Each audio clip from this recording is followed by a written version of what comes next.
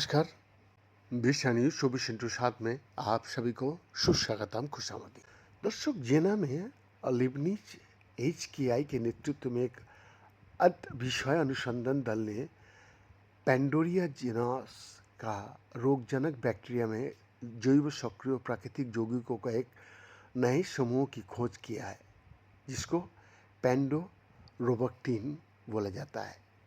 ये बैक्टीरिया को अन्य सूक्ष्म जीवों से महत्वपूर्ण लोहा निकालने में सक्षम बनाता है और इस प्रकार मानव फेफड़ों में सूक्ष्म जीव संतुलन को प्रभावित भी कर सकता है।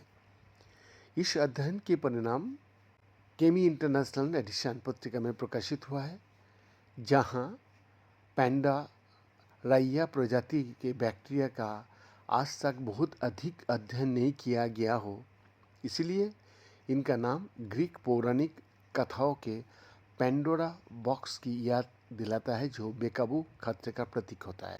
एलेना हर्जन कहती है, हम एंटीबायोटिक प्रतिरोधी बैक्टीरिया का साथ काम कर रहा है।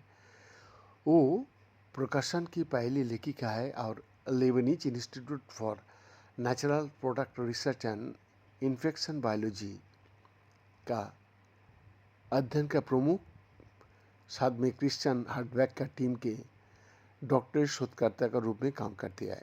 हालांकि प्रकृति में बहुत सी चीज़ों की तरह इन रोगजनक बैक्टीरिया में केवल नकारात्मक गुण ही नहीं होता है। जी हाँ, पेंडोरिया बैक्टीरिया न केवल जोखिम पैदा करते रहता है, साथ में वो जीवाणुरोधी प्रभाव वाली प्राकृतिक उत्पाद भी बनाता है।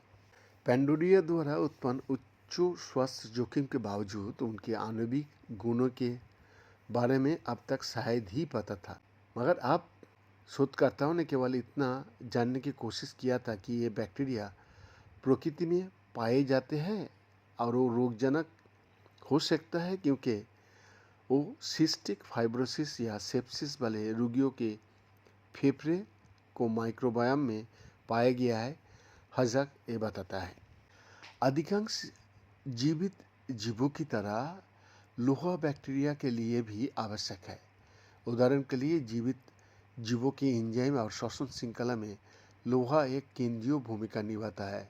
हाजक ने यह बताता है, खासतौर पर मानव शरीर जैसे लोहविहीन वातावरण में तत्वों के पर्याप्त अवशोषण के लिए परिस्थितियां आदर्श से कहीं ज़्यादा है।